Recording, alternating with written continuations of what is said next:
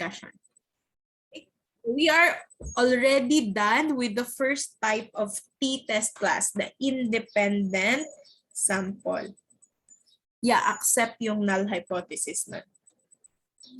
Okay, again, we are done with the independent sample t-test and we are moving on to the t-test for correlated groups, or this is what we call the paired t-test. Again, we also call this the paired t-test. So for the paired t-test, we are also comparing two groups. Again, two groups pa rin since t-test pa rin ito. Nagko-compare pa rin tayo, meaning we are identifying whether there is a significant difference between these two groups. Okay? So just like the independent sample, this independent sample t-test, this is also a parametric test. Therefore, we need to fulfill some assumptions also, like normality of distribution, and then the dependent variable should be continuous or interval or ratio scale siya. There should be no outliers or extreme variables. Now, this is also applicable for this is also applicable for those groups na konti lang yung sample, like less than 30. Okay? Kagaya ng independent sample t-test. Pero ano yung kaibahan nila ng independent sample t-test? Si paired t-test is used if the two groups are related to each other. Okay? Again, ginagamit si paired t-test kapag they are related with each other. Ito yung mga studies na example, merong pre-test and post-test. Ayan. So for example, we are conducting an experiment about a certain drug. Example for diabetes. Okay? Para ma-picture out nyo paano naging related, paano sila nag-pair. Ganito, example, binigay natin yung ating proposed drug sa 5 animals. Animals na hindi pa muna tao. Okay, so anong ginawa natin sa animals? First, kinuhanan natin sila ng blood and measure the blood glucose level. So this is before the treatment. So titingnan muna natin ano yung blood glucose level nila before giving the treatment. After giving the after determining the blood glucose level, we will be giving the treatment here or yung proposed drug natin. Okay? Then after giving the treatment, we will measure again the blood glucose level. This time we will label this as after treatment. So, meron tayong two groups of scores here, pero they are paired. Ito yung blood glucose level here ng subject number 1. Ito naman yung kanyang blood glucose level after the treatment. So paired sila, and then we are getting the difference of the two if meron ba. Okay? So yan yung tinatawag na paired t-test.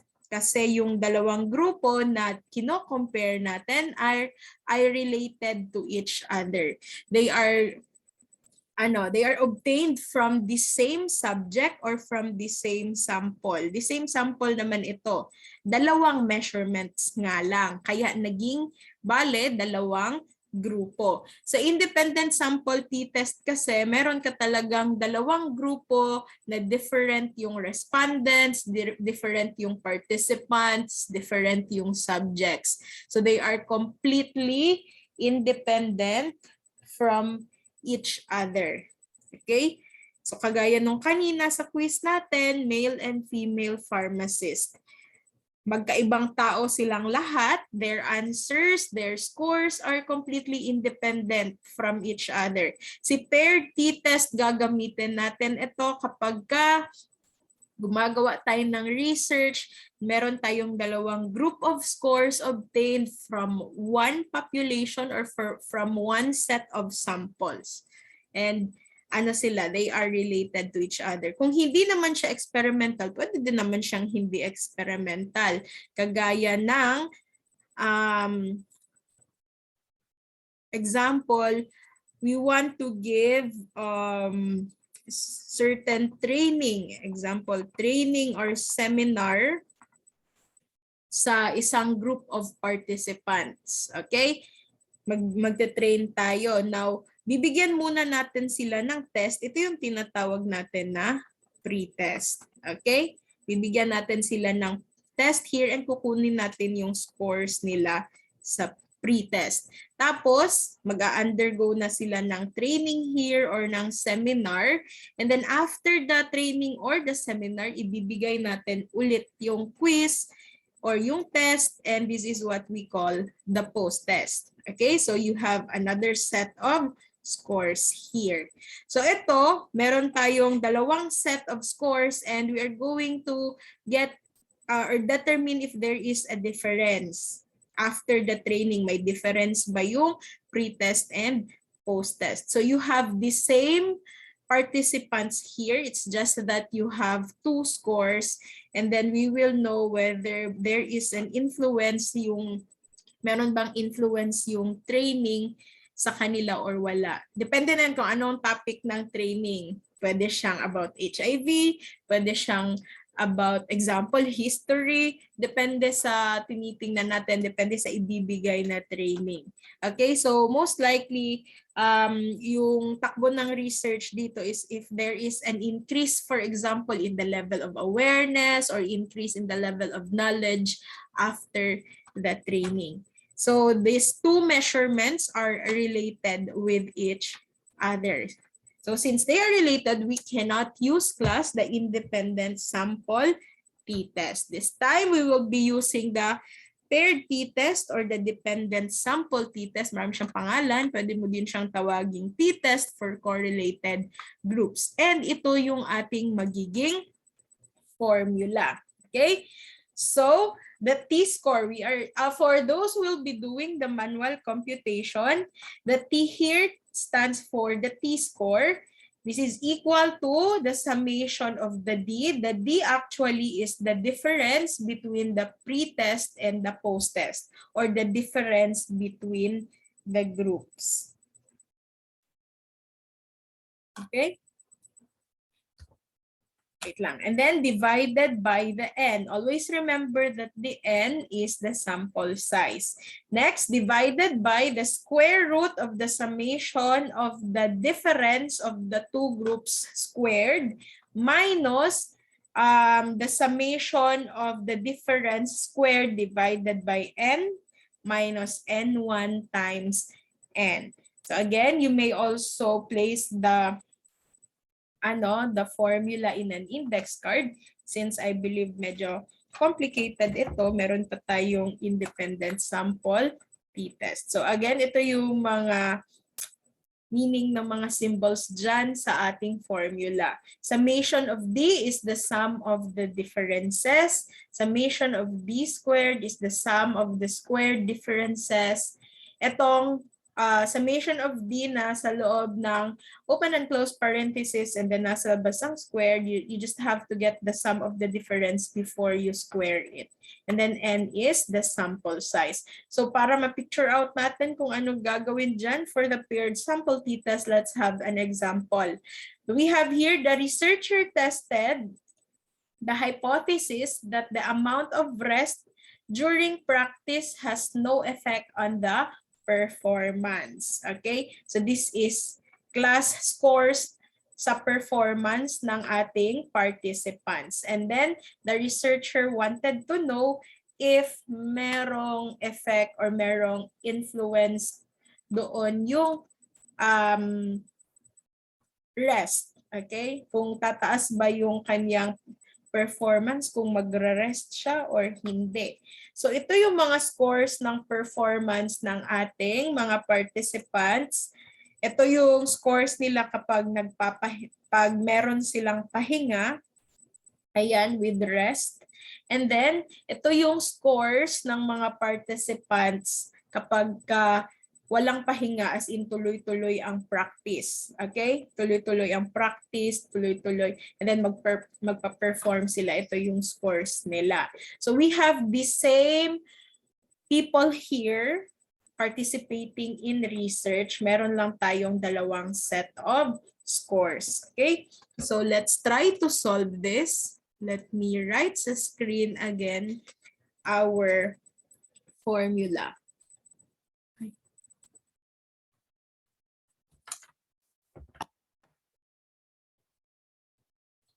So the t-score again is, okay, medyo mahaba.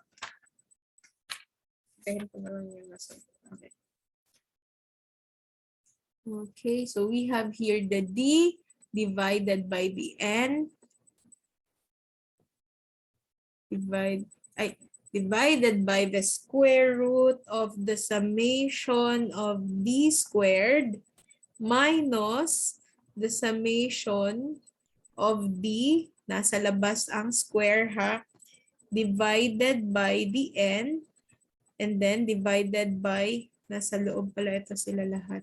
Ulitin ko lang yung square root.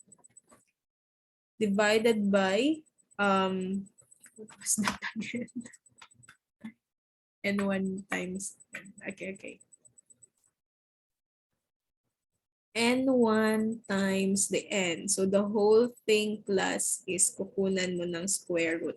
So ano yung D? The D here, class, is you just have to get the difference. Okay? You have to get the difference. What do I mean by that? Minus lang natin. 10 minus 6, that's 4. 18 minus 8, that's 10. Okay, natatabunan. Ayan. 16 minus 11, 5. 22 minus 14, that's 8. 14 minus 10, 4. This is 5, 7. 22 minus 18, 4. 12 minus 14, that's negative 2. 21 minus 13, that is 8. Okay? So this is the D. Okay? Oh, sorry. This is the summation pala. Summation ito, no? I forgot the symbol for the summation. Did I? Yeah, I forgot this. The symbol for the summation. Okay, so when you say summation of the D, meaning you have to add everything. Use my calculator. Tell me if masyado akong mabilis, ha? So this is 4 plus 10 plus 5.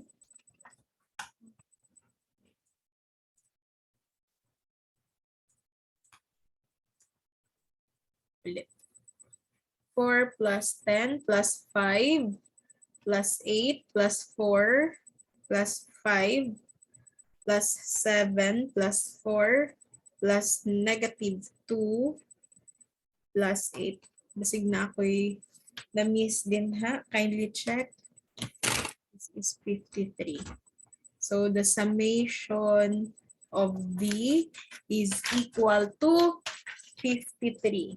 Okay? And then, kailangan natin kunin yung D squared. So, pag D squared, syempre, isa-square natin sila. 16, 100, 25, 64, 16, 25, 49, 16, 4, and 64. Okay? So, ayun lang. Anong ginawa ko dyan? I-square ko silang lahat. Isa-isa, ha? And then, we also need the summation of the D squared. So, pag summation of the D squared, that means we will add everything. 16 plus 100 plus 25 plus 64, 16, 25, 49, 16, 4, and 64. So this is a total of 379. Okay? So I think all the numbers or the data that we need is these are already complete. So we may proceed with the computation. Summation of D, we have computed that one. That's 53. Divided by the sample size. Ilang sample size? Ilang samples ba ito? 1, 2, 3, 4, 5, 6, 7, 8, 9, 10. So 10 tao. So this is divided by 10. Hindi divided by 20 ha, kasi magkaparehong participants ito. Meron lang siyang two groups of scores. Divided by the square root of the summation of D squared. Ilan yon? 379 minus the summation of D. The summation of D is 53, but do not forget that you have to square this and then divide it with the sample size again, that is 10. Okay? And then divided by n minus 1. So this is 10 minus 1 times 10 for the n. And do not forget the square root. So 53 divided by 10 is 5.3 divided by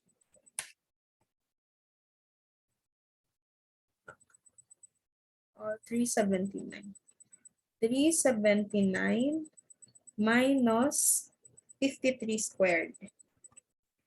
2,809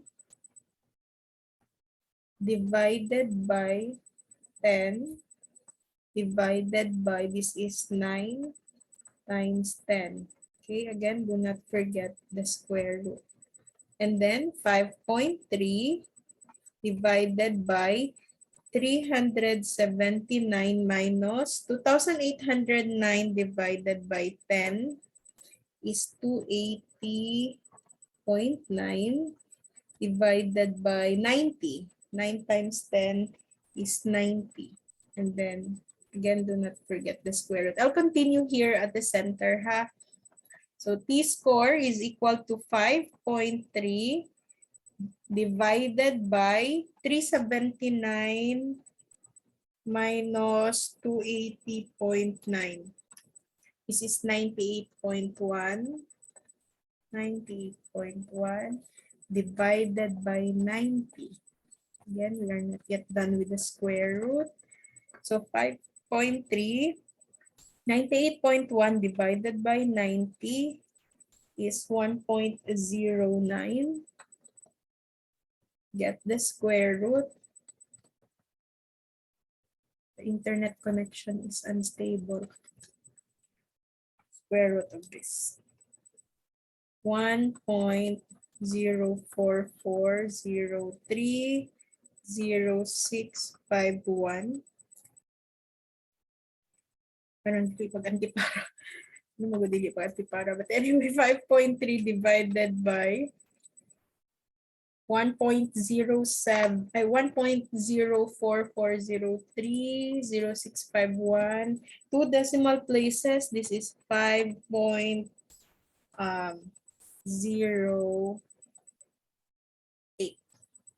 So this one is our T-score class. Nasundan yun?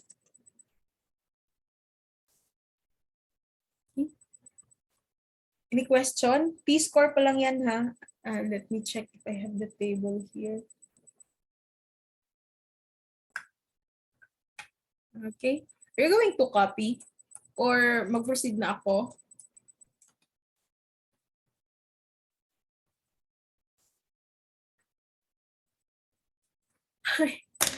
Wait lang, ha?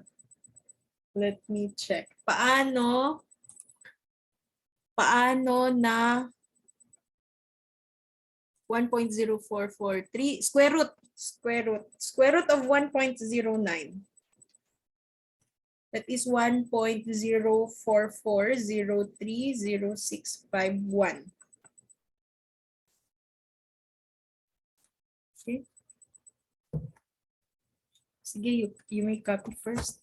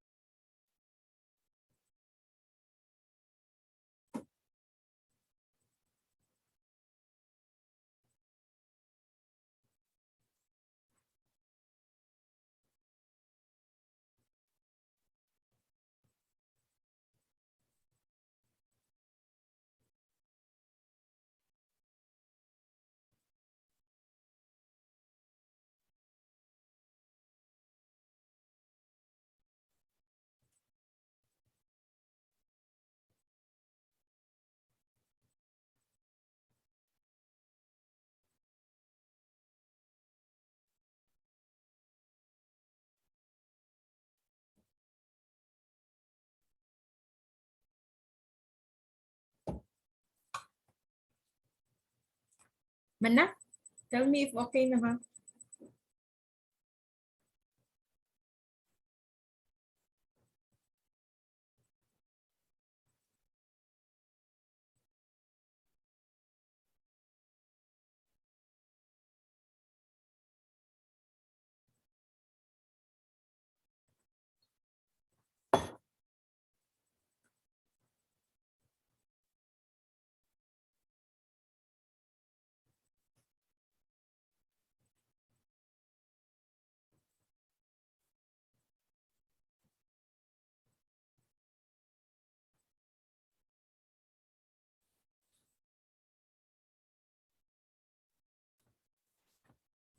Okay na? Sige. Okay. So, we have the T-score now. Our next problem is how are we going to interpret this one? Copy man mo no, kasi makalimot ko, makalimtanon biya kay ko. 5.08 ang ating computed T. Okay? We will use this one if p-value ang pag-uusapan. I don't have table here. That's my problem. Wait, let us, this decision rule kasi is for those that will be using the JASP and the Excel. So let me just, i-type ko na lang yung para sa mga magma-manual computation. Our decision rule is actually the same with the independent sample t-test. If the, let me just go back and please copy this. Where is that? This one. The same decision rule. If the computed T is greater than the tabular T, reject the null hypothesis. Okay? This is the decision rule for those who will be doing the manual computation. You will be looking at the T-score. So again, if the computed T is greater than the tabular T, reject the null hypothesis. I hope that is clear. And I was not able to place here the table. So wait a minute. Let me just place the table here.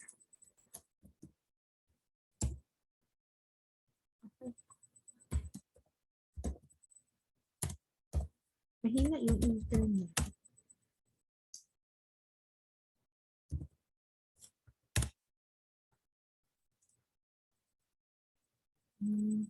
Where is the table for this?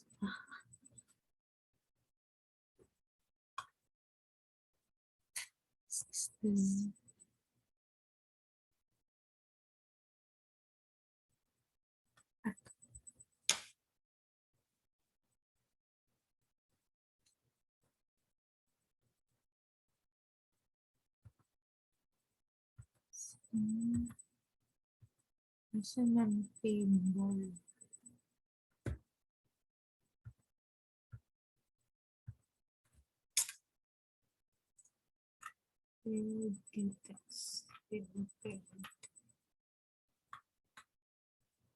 Here's some up.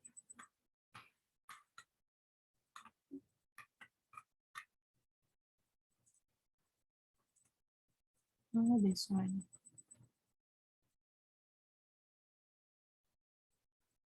This is two-tailed. It's the one-tailed. Wait lang, wala akong mahanap. Wait, wala akong table here. Oh, gumaya. Uy, wala akong makita. This is independent sample.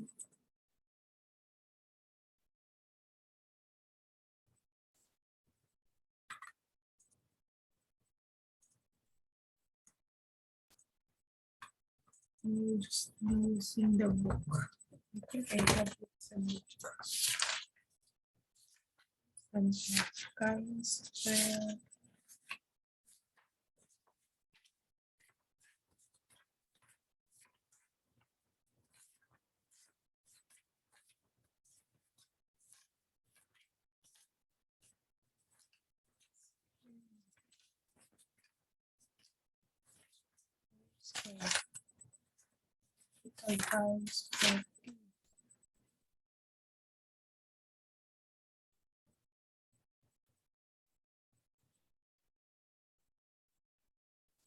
I'll use, okay.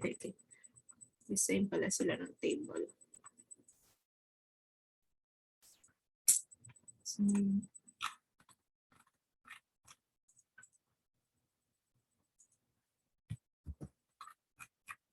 use the same table for paired and independent sample t-test.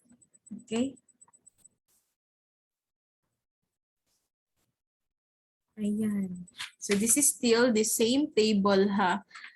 But I think I was not able to make a hypothesis. What are we comparing here? Level of performance with rest and no rest. So most likely our hypothesis here for the HA, there is a significant difference between the level of performance of the students with or with no rest. Ganun lang. And then let's copy and then let's make the HO and oops. And let's replace this with no. So there is no significant difference between the level of performance of the students with or with no rest. Okay, so dalawang grupo yan siya. Now, we will be interpreting this. This will be a two-tailed test. Two-tailed test kasi our hypothesis is non-directional. And then the same class, the same way of looking at the table, ayan, two-tailed pa rin tayo. And then, I told you if the alpha level is not stated in the problem, you always use the 0.05. Okay? This is 0.05 here. And then for the DF, so how about the DF? The degrees of freedom, we will be using this formula. DF is equal to n minus 1. Okay? N minus 1 lang ha. Bakit hindi pagkapareho sa independent sample t-test? Kasi sa independent sample t-test, ito yung formula natin.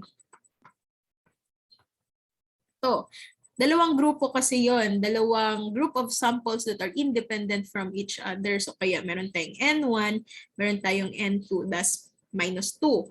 This one, we have one group of participants or subjects only, pero dalawang measurements. Pero ang tinitingnan natin kasi yung sample talaga. So we have here 10 lang yun, di ba? 10 participants lang yun na nag-perform, dalawang scores nga lang. So 10 minus 1, this is 9. So our degrees of freedom for our problem is 9. So let me delete this one, delete this. And let's locate the 9. So here is the 9 here, going to the 0.05.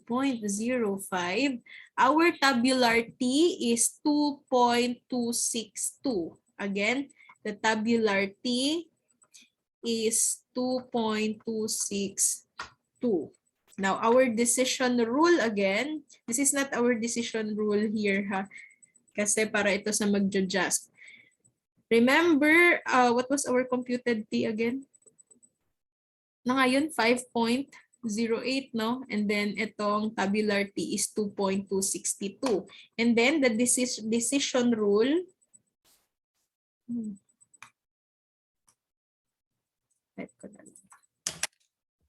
if the computed T is greater than the tabular T, what's our decision? Reject the null hypothesis. Ano ba mas malaki sa kanila? Yes, mas malaki si computed T natin kesa sa tabular T. So we are rejecting the null hypothesis. Pag nireject natin si null hypothesis, ang ibig sabihin nun, there is a significant difference sa performance of the students kapag nagpapahinga sila and hindi sila nagpapahinga. Yun yung ibig sabihin ng we are rejecting the null hypothesis. So, therefore, we can conclude na yes, somehow rest has effect on the level of performance as shown in the difference sa kanilang scores. So that's how you do the manual computation. Any question about the manual computation? Again, we'll be using the same table here. Walang question for this one. So let us do the Excel and the just.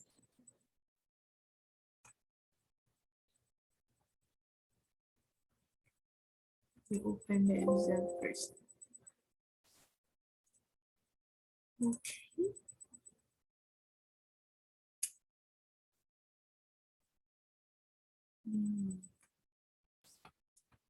Dugay.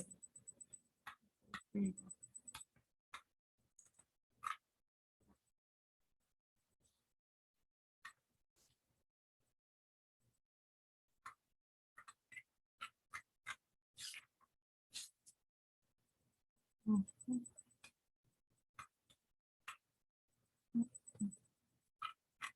Wait lang.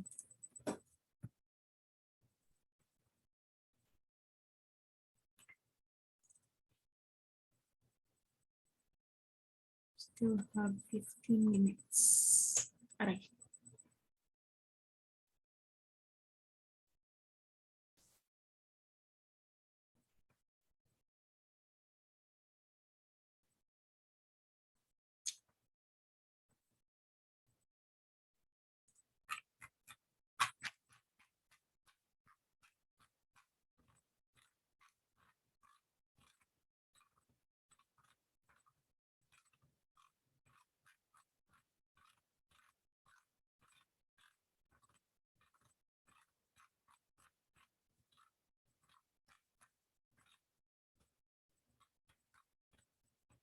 Okay.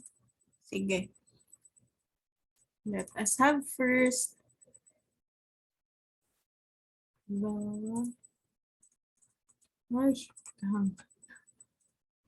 the Excel first. Okay. So we will be copying na lang the table coming from my slide. Okay. Pwede naman ito kopyahin. Copy. Lagay ko lang siya dito ha. Ayan. So these are the scores of the participants. Merong rest. And then again, wait lang ha. Let me copy the scores in the table and paste them here. Okay. So these are now the scores of the participants. We will be doing the Excel. And then for the Excel, we will be looking for the p-value. Actually, the method is still the same. Just click the function here and click p-test. And then you will have the array 1 and array 2 for the groups. Just highlight for the array 1, ito yung with rest.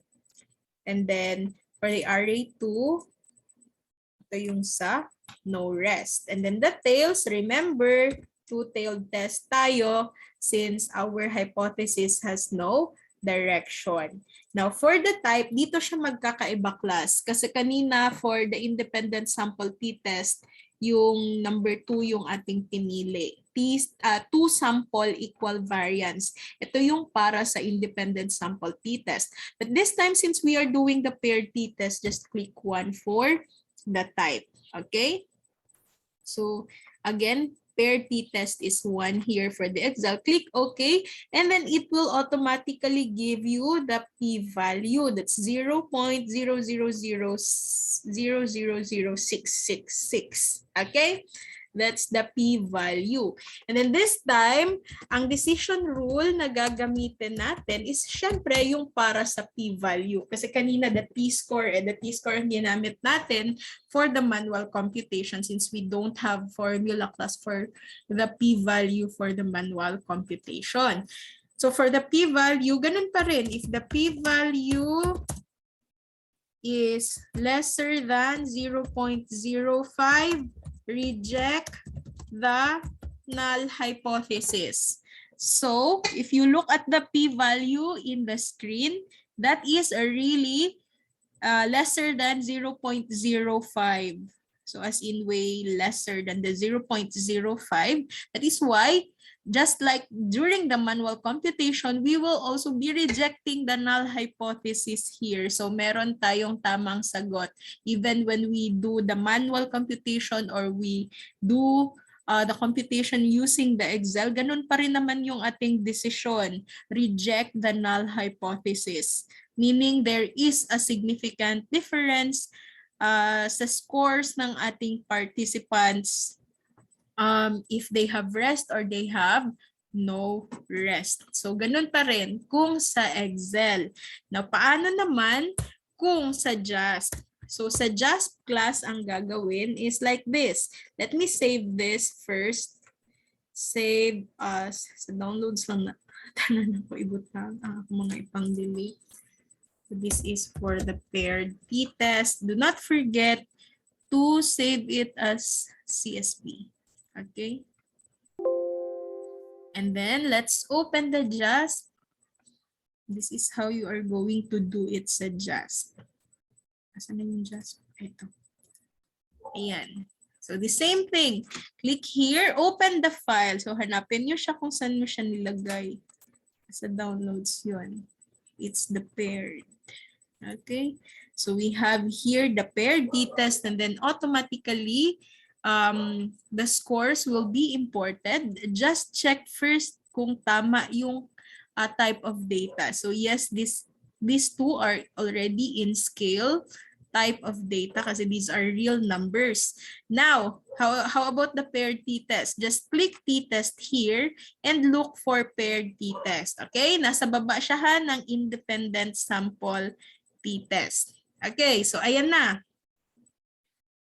So mai-import yan siya, and then i-click mo lang, isang box lang ito. Unlike the independent sample t-test, dalawa yun, 'di ba? May grouping variable ka sa baba. This time kasi pair sila, so kung ililipat natin dito sa loob yung magiging division. So dalawa sila ang ilipat with rest and no rest. So magpa-partner yan sila dyan. And look at the table. So tama class, yung ating manual computation kanina, ang nakuha natin na t-score, diba, is 5.08. That was already rounded off though. So here we have 5.076. So tama yung ating manual computation. Tama din yung manual computation natin sa DF. This time for the p-value, unlike kasi sa Excel, si Excel kasi hindi siya nag-round off, no? So kaya nakita talaga natin doon yung exact value for the p-value. Sa JASP, kapag ka masyado nang maliit yung value kasi, ito na automatic yung nilalagay niya. The value is less than 0.001.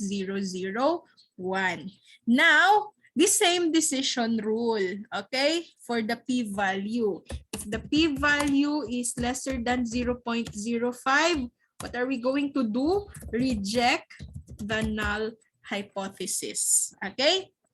So, since this is syempre still lesser than 0.05. So we are still rejecting the null hypothesis. So tatlong methods na yung ginawa natin, class.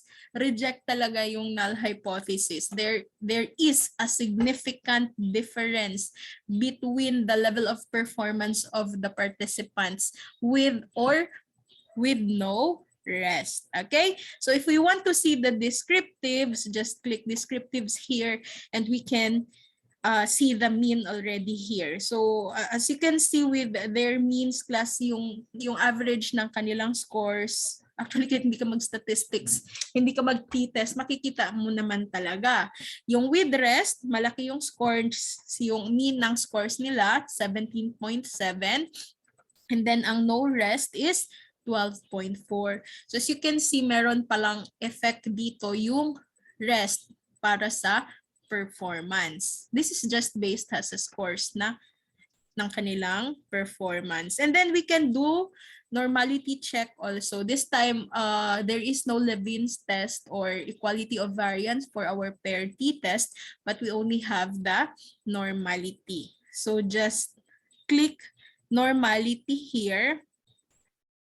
And then we have the p-value of 0.253 for that's the test for the Shapiro-Wilk test. So if it is, wait lang ha. Kasi na nga yun.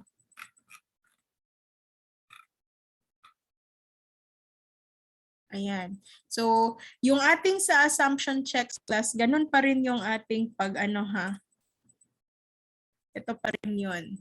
Ito pa rin yung ating, disregard this kasi different values yan. Ito lang yung ating para sa interpretation ng ating Shapiro-Wilk test.